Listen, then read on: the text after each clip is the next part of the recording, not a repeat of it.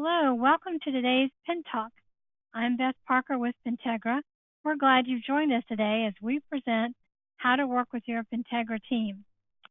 We still have some people signing in, so let me go over a few housekeeping items.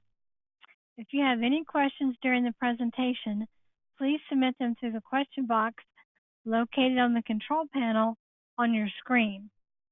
We'll answer as many questions as time allows, as we want to be respectful of your schedule and end on time.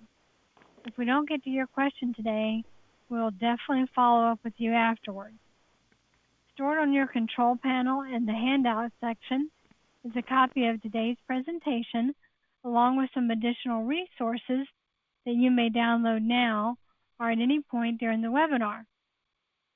I'm excited to introduce today's expert, Kate Blake. Kate is a senior consultant with Pentegra and has been with us for over 10 years. Kate works with clients across the country, helping them develop effective plan designs, manage plan level modifications, and building employee awareness and appreciation for retirement programs. Kate, hello and welcome to our PENTalk this month. Let's get started. Great. Well, thank you so much, Beth, and thank you everybody for taking the time out of your schedules to join us today. I think it goes without saying that your retirement plan offerings are a great vehicle to help both your employees and your clients accumulate wealth, and the numbers bear that out. Nationwide, the average employee contribution to a 401k plan sits at about 7.1%, according to the Profit Sharing Council of America's 61st annual survey. And the average employer contribution currently is about 5.1%. That's over 12% of salary going into employee accounts on average each year. Clearly, these are important vehicles for savings. So it becomes critical that we work as a team as your service provider to help you. And that's why today I'd like to discuss what I believe are the 5 components of a great working relationship. We'll take a look at things like team structure, as you can see up here. We'll look at the client's role and your role if you're an advisor. We'll talk about key dates and administrative tasks, nuances and definitions, some automation opportunities to help ease the work burden on your end and improve our working relationship together. And we'll close out as well with some Pentegra staff insights.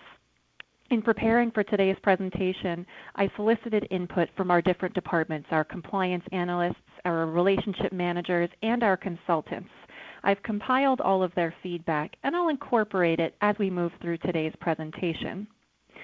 Now, I think it's important to have an understanding of how our relationship structure works. Of course, as the client, you are our number one priority, and that's why you can see on this slide I've put you right in the middle. But there are a couple of different other individuals that may be on your team, depending on the type of plan that you have with us. You'll generally have either a consultant assigned to your plan from Pentegra, or perhaps you work with an outside advisor. In some cases, you may have both a consultant and an advisor. Your consultant is your high-level contact at Pentegra. This is the individual that you can reach out to if you have any questions, concerns, if you have any issues with any of your plans.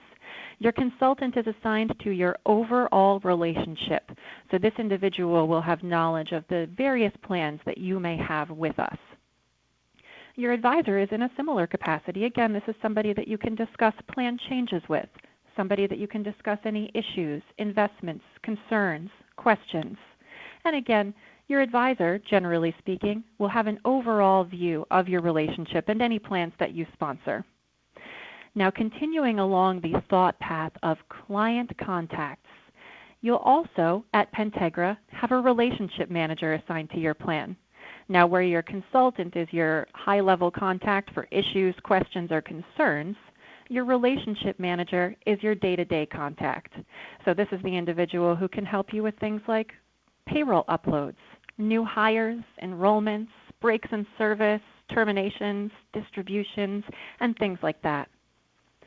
You also have a compliance analyst assigned to your plan, Although I know that many of our clients don't have too much involvement with their compliance analyst, they do play an integral role in plan administration, and you should certainly feel free to reach out to them anytime if you have any questions or concerns. Your compliance analyst is the individual who helps you with your annual non-discrimination testing.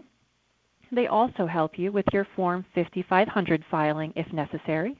And this group will prepare things like audit packages and deal with auditor requests and the like. Now at Pentegra, your consultant, relationship manager, and compliance analyst all work together to service your plans. Your relationship manager and compliance analyst have plan-specific assignments, so they'll really know the nuances of your individual plans. Again, compare that to your consultant who is assigned to your overall relationship. One of the pieces of feedback that I got when soliciting input for how to have a productive working relationship with you all as our clients and advisors, and for us as your service provider, was that it's paramount to keep people in the loop. And as such, when you reach out to us, feel free to copy your Pentegra contacts on your emails. If you send something to your consultant, feel free to contact or copy your relationship manager and compliance analyst. Having everybody on the email make sure that everybody is in the loop and on the same page about what's going on with your plans. Now I've also included one other circle on this chart that I have not yet mentioned, and that's because the call center is a dedicated participant-level contact. Our call center is available to answer your employee questions, and their expertise lies in things like helping employees log onto the website and access their accounts, obtain forms, help with account lockouts, and general plan questions. Now, it's important to make the distinction when we're looking at how to have a successful working relationship between our plan level or client/advisor level contacts and our participant level contacts. At Pentegra, we have these different, we call them centers of excellence, so that we can provide dedicated service at each level.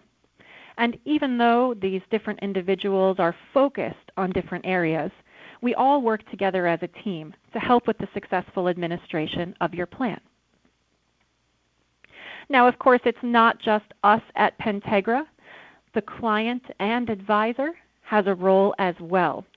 So when you're thinking about successful relationships and really maximizing the services that we receive and we provide for these retirement plans, it's important to answer some questions and understand the different nuances of everybody's role in the overall relationship. Specifically speaking to any advisors who may be on the line, something to consider is, what's your level of fiduciary responsibility? Are you the 321 investment fiduciary? In other words, making investment recommendations to your client? Or is Pentegra taking on the fiduciary investment role as discretionary trustee? Also, from the advisor perspective, and these are certainly things that you can coordinate with us at Pentegra, are you responsible for participant education? Or is that our responsibility here at Pentegra? Over the course of our working relationship, we'll work with you in your advisor role to help you hammer out these details. And for clients on the phone, we'll certainly loop you into the discussions as well. From your perspective as clients, it's important to think about things like, who is the plan sponsor? Is it you as the employer, or is it someone else? Now, if you participate in one of our multiple employer plans, for example, our MEDC or MEDB, those are our multiple employer 401k and pension plans for financial institutions, you don't have to take on the role as the principal fiduciary or plan sponsor. That's actually done at Pentegra. Well, to be exact, by our board. Another question for you is, who is the 316 fiduciary? Now, I know I'm throwing out a lot of numbers here, and what these numbers are references to are simply sections of IRS code. But they are important to our working relationship, especially the reference to 316 fiduciary. 316 fiduciary are the administrative responsibilities connected with the running of a successful retirement plan. So that'll include things like making determinations about benefit eligibility, reviewing claims for benefits, quadro processing, qualified domestic relations order, hardship approvals. Now again, if you participate in one of our multiple employer plans, then Pentegra is the 316 fiduciary. We certainly have other iterations of service where we can serve as everything from just a basic record keeper all the way up to our FFO, our full fiduciary outsourcing option. So it's important to know as we navigate the waters of retirement plans and work on our working relationships together that there are different fiduciary roles, an investment role, and an administrative role. And it's helpful to know who is responsible for what role. If you're unsure, you can certainly reach out to your consultant or your relationship manager for more information about what your specific roles and responsibilities are with regard to your retirement plans. Now, I mentioned this earlier, but another important component of a successful working relationship is a basic understanding of what's coming down the pipeline each year as far as key dates and administrative tasks. Now, I've divided this up into quarters, and I've pulled what I think are some of the more important key tasks. It's important to know that we will issue your 1099-Rs for any participants who have taken distributions in the prior year in the first quarter of the calendar year. Occasionally you may get questions on 1099-Rs. Perhaps people need a reissue, or perhaps they didn't receive their 1099-R. If anybody reaches out to you as an advisor or client, that's a great question to refer to our call center.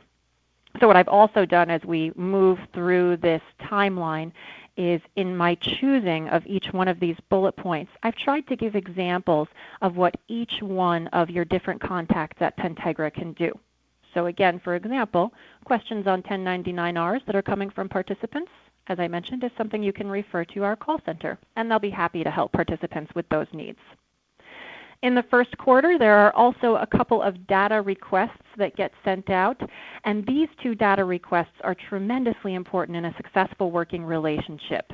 If you sponsor a defined contribution plan with us, and that can be anything from a 401k plan to a profit-sharing plan, an ESOP, we will ask you for census data each year. And we post that request to the compliance section of your website. You can download it and supply us with the census data for the prior calendar year. Now, it's important to get this information to us as soon as possible because it actually ties in with something that happens in the second quarter, which is non-discrimination testing. If any of your employees had any excess contributions, we will determine that from this census data collection. Any excess contributions must be distributed by April 15th. So that's an example of why it's important to get us that census data as soon as you're reasonably able to do so. Also, if any callers today sponsor a defined benefit plan with us, that too is the time when we will collect our annual salary updates. So again, first quarter during the year, we'll send out an email request to you.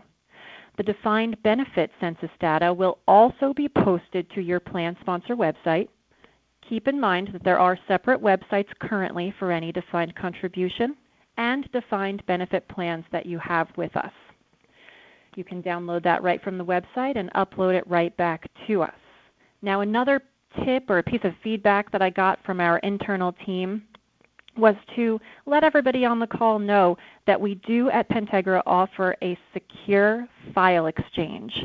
And that is a great resource for remitting census data back to us. That's located on your administrator website, and it'll be under a drop-down menu of administration. Also during the second quarter, you can expect to receive your annual plan review. Now, this is something that your consultant or relationship manager will provide. We produce a plan health review for those of you who have defined contribution plans with us. Those plan health reviews are actually posted to your sponsor sites right now. But part of the role of consultant is to review your plan each year in connection with your advisor, if you have one, and recommend plan design changes and look at the overall health of your plan. For those of you who do sponsor defined contribution plans, if you haven't seen your annual plan health review yet this year, definitely take a look on your plan sponsor website after this call. We're undertaking a technology upgrade project at Pentegra, as many of you know, and our new annual plan review is a function of that project. We've actually taken some metrics that you supply to us throughout the year and tried to feed them back to you as advisors and plan sponsors in a meaningful way. You'll notice that your annual plan review contains a plan health benchmark score where we rate your plan on several different criteria and then provide actionable items for improving your plan. This annual plan review is a great tool in making sure that your plan is effective as possible. It also includes contact information for all of your service providers at Pentegra, all of the people who are involved in the relationship, and contact information for everybody at your organization.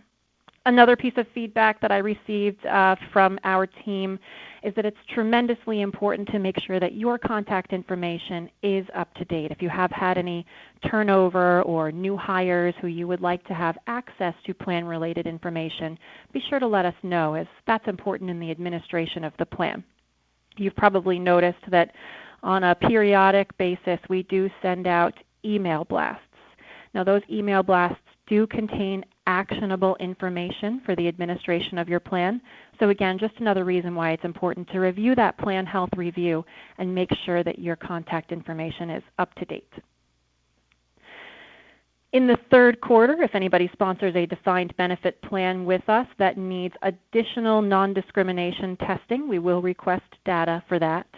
It's important to keep in mind throughout the course of the year, depending on what plans you sponsor with us, you may be requested to provide more than one set of data. These are not duplicate requests. They simply serve different purposes. For example, if you're requested to provide additional pension data, that's so that we can fold in some additional information into your plan testing to achieve a passing score. The third quarter, this is where we're at right now for everybody on the call. This is also an important time to start thinking about potential January 1st plan changes. Another piece of feedback that I received from the team is even if you're considering a plan change, it doesn't have to be set in stone. Let us know, and we'll be happy to walk you through the different options. The more lead time that we can get on any changes, the better. The third quarter is also where fourth quarter really with extension is where we see our Form 5500 deadline. And the fourth quarter is where we send out annual participant notices. And for anybody who participates in our MEDB plan, we send out the evaluation reports in October or November each year. The annual plan notices are a tremendously important part of plan administration. You'll be notified via an email blast when your notice package is ready. And depending on your service contract with us, we may distribute the notices on your behalf, we may ask you to distribute them, or it may be a shared responsibility. So as we head into the end of the year here, it's hard to believe that we're already halfway through 2019, but these are some things to keep a lookout for and keep on your radar as we head into the end of the year. There are other tasks that do not have a definitive timeline associated with them, but they're important to keep in the back of your mind as well, as sometimes these come up without too much warning. Things like IPOs and other stock transactions, mergers and acquisitions, and pension plan freezes or other plan design changes. As I mentioned earlier, let us know as soon as you know of these events, even if you don't have the details. That's okay. We'll mark our calendars for anything coming down the pipeline, and we can help you work out the details as you move through your projects. Other things like fund swaps, if you'd like to make a change to your investment lineup, or things like amendment requests, if you'd like to make a change to your plan design, can be done at any time throughout the plan year. Just try to give us about 60 days advance notice if you can. Now, a minute ago I just said that amendment requests may be done at any time during the plan year. However, there is one exception to that rule, and it's something that I mentioned or at least alluded to on the prior slide. If your plan is a safe harbor plan, so for example, say you sponsor a 401k plan and you make a safe harbor employer contribution, you're only permitted to make changes to those employer contributions on January 1st of each year. So if you are a safe harbor plan and thinking about making changes, I know I just said give us a 60-day lead time, but we'll need a little bit more to make plan changes to safe harbor employer contributions. Ideally, if you'd like to make changes to those types of contributions, it's best to let us know in the third quarter. The reason for that is because safe harbor plans have special notice requirements associated with them. For calendar year plans, that is January 1 plan year begin dates, we need to have those notices out 30 days prior to the start of the plan year, which puts us in November. So you can understand why we need a little bit more of a lead time so that we can generate the notices in time. So if anybody on the call is a safe harbor plan, and if you are considering making changes to your employer contribution, now would be the time to reach out to your relationship manager or consultant to go ahead and get that ball rolling. What else can we do to help achieve a successful working relationship?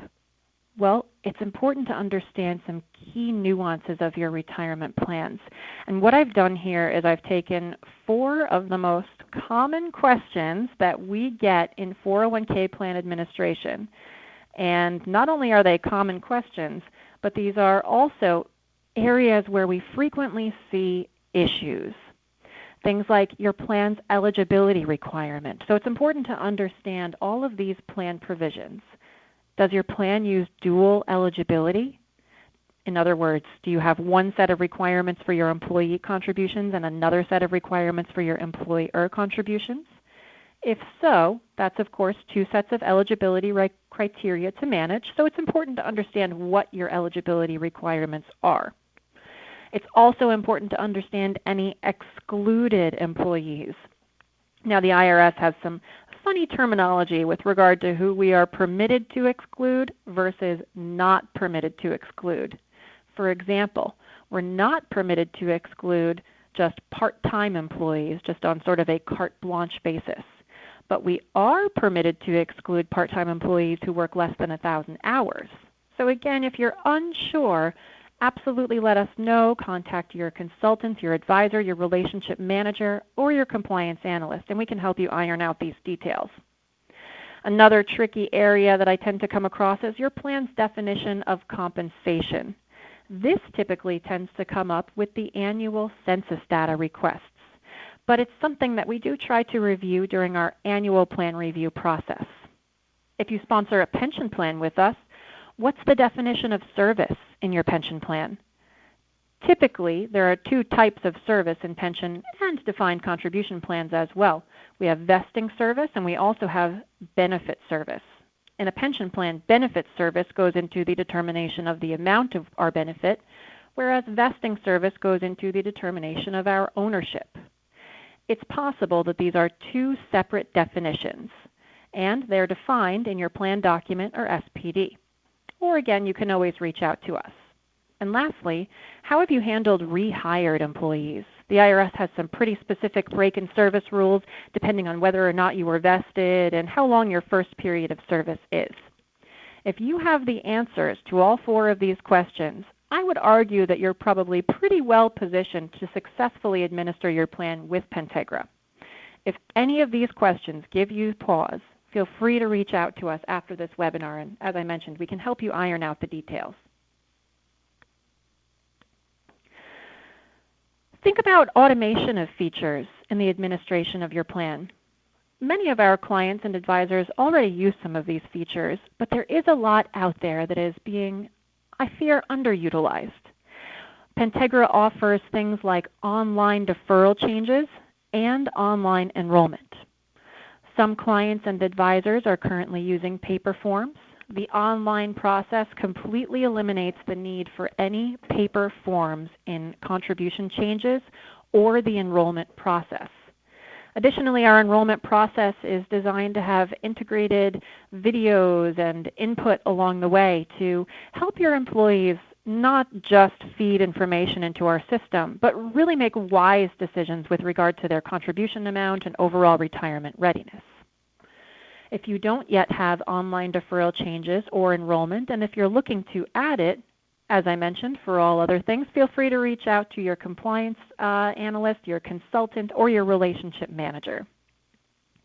Another auto feature that's really helpful on your employee level is automatic savings increase, ASI. So you have the ability to implement ASI in a couple of different ways. We offer automatic enrollment. We also offer just a basic automatic savings increase feature where employees can opt in to a contribution increase on a predetermined basis. It's a user-defined feature, so your employees can either opt in or opt out at any time. It's completely free, completely voluntary, and it's really a great way to help get your average contribution rates up over time. Another feature is 180 payroll integration. Payroll integration is a great feature that, at least in part, can eliminate you as a client, again, in part, from the payroll upload process. I know that many of our clients and advisors are currently manually uploading their payrolls through our payroll center on the plan sponsor website. 180 payroll integration is a carrier link between your payroll vendor and Pentegra that allows us to automatically pull in that payroll information each pay period. Now, of course, if there are any issues that need to be corrected, we would still ask you as the client or advisor to become involved, but it's a way to get a little bit of regularly recurring work off of your plate and automated. All of these features and more are currently available at Pentegra. Again, if you are not utilizing them and if you have any interest in learning more, feel free to let us know and we'll be happy to provide you with more information about the process and the different features that we have available.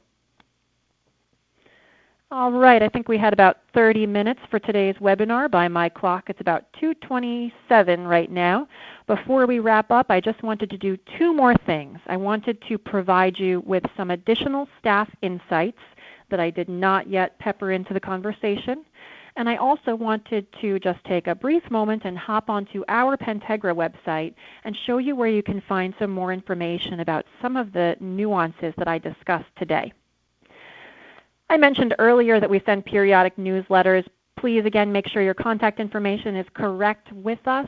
Those newsletters do contain action items, so they'll contain instructions for downloading census files. They'll contain notifications about any required filings or contributions and things like that. So please make sure that you read those. It's important to make sure that things like payroll files get remitted timely if you do not use payroll integration. So somebody had the good point to make sure to appoint a coverage person to send the payroll file if you plan to be out of town. There is no limit per se to the number of contact people that you can have with Pentegra, so I do suggest it's always useful to have a backup just in case. Another great piece of feedback was that if you use online enrollment with us, make sure to enter the employees in the system as they're hired. And our system is actually set up in kind of a neat way where when you add somebody on, if you use automatic enrollment, they'll be coded as eligible to enroll. Then when they hop onto the website and make that election, the status will flip to enrolled, to active. So it's a neat way if you add people in immediately to be able to figure out who has been on the website and who has not. I mentioned this already, but our call center is always available. And remember that we request that census data at the beginning of each year, so make sure to supply that to us. Oh, you know what? Actually, there's one other piece of information that is not on this slide. This is a little public service announcement from our IT and project management team. Many of you probably already know this, but we're getting ready to release an updated plan sponsor and advisor website at the end of this year. So just a recommendation in conjunction with that, please make sure that you're using a supported browser. And those browsers include Edge, Chrome, Safari, Opera, and Firefox. For Firefox, that's going to be version 63 or newer. Internet Explorer will not be supported on the new websites, as I believe that Microsoft is phasing out that product. So if you do use Internet Explorer, just please make sure that you have a backup browser available and ready for when the release of the website comes out at the end of this year. Now with that said, again, before we wrap up here, I just would like to take one moment and hop onto our website so that I can show you some additional resources. We post all of our PENTalks to our website. So here I am at pentegra.com. If you go to our expertise and go to videos and webcasts, there's just a wealth of information here, and I'll point out a couple to you. We always post our most recent PENTalks up here. But if you go to View All, you'll see that we've been doing these monthly for a couple of years. Here are some useful ones. The most recent one done by my colleague Pete Swisher, 401k plan administration. What could possibly go wrong? It's just tips and tricks, expanding on some things that I mentioned today about administration and how to best position yourself to successfully administer a plan. My other colleague, Scott McCarthy, did a great PENTalk on mergers and acquisitions, if you can see here. So if you do have any mergers coming down the pipeline or acquisitions coming down the pipeline, absolutely take a look at this webinar. Joe Reese did a great talk on fiduciary outsourcing. I mentioned that a couple of times today, so if you have questions on what some of those references mean, like 321 and 316, this is a good place to go. And I'll just show you one more today that I think is really important by Tom Leader. He did a PENTalk on deciphering and applying the most critical terms of your 401k plan documents. In this PENTalk, he goes into the nuances of understanding compensation, understanding eligibility requirements, and things of that nature, all those little detailed things that tend to kind of get left by the wayside but are really important. So as you can see, our PENTalk series is pretty comprehensive, and we're always looking to supply you with the information that you need as plan sponsors and advisors to successfully administer your plan and have a successful working relationship with us as your vendor. So with that said, I think I'm a little bit over time here, so I'll turn it back to Beth. Beth, did we get any questions or comments? We do. We have a few questions here. One is, I'm interested in 180 payroll integration that you mentioned. How can I get more information about that? Oh yeah, if anybody is interested in implementing 180 payroll integration, that would be a question for your relationship manager. We have some marketing materials and information about how the program works that we can share with you. And we do have some carrier connections already set up with certain payroll vendors. So depending on who you use, it might be a relatively easy setup. Okay, another question. We've had some personnel changes and our contact information is no longer current. How can I get that updated? Oh, that's a great question. On the Plan Sponsor website, under the Administration tab, it's a drop-down menu, and there is a button called Contact Us. In that area, you'll see the contact information listed, advisor contact information, client contact information, and ours as well. There's also a button that says click here to update, and that'll open up a form for you. You can just fill that out, send it in to us, and we'll get your new contact people all set up. Great. Okay, another question. We are part of the MEP. Do you have the ability to feed information out of your system into our payroll system for new loans, paid off loans, or contribution changes?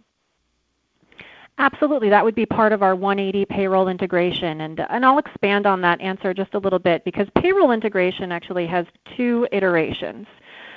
180 payroll integration is the feed from your payroll vendor to us. Then the next step is 360, which is a feed back to the payroll vendor.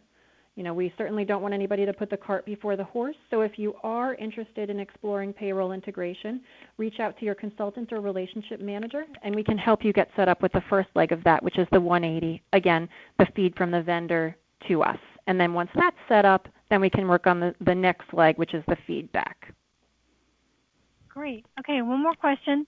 With Internet Explorer going away, is this just for the plan sponsor website or for the participant website as well? Oh, that's a fantastic question, and I do want to make a distinction here. The plan sponsor and the advisor websites are going to be released at the end of this year, and yes, so the phase out is certainly for those now. The participant website is going to be re-released next summer, and at that time, to answer the question, yes, IE is going away for that. But for the next, I'll say 6 to 9 months or so, it'll still be okay for the participant website. Great. Okay, Kate, you have a lot of great information that you shared with us today. If you're still on the line and you want to download the handouts, you might want to do that really quick before we sign off. And if you have any other questions, you'll get an email tomorrow with my contact information. Feel free to reach out and we'll get your questions answered. Kate, thanks for being here. Appreciate your time. And we will look to see everybody on next month's PENTalk. Great. Thanks so much, Beth. Thanks, everybody, and have a great afternoon. Thanks, everybody. Bye-bye. Bye-bye.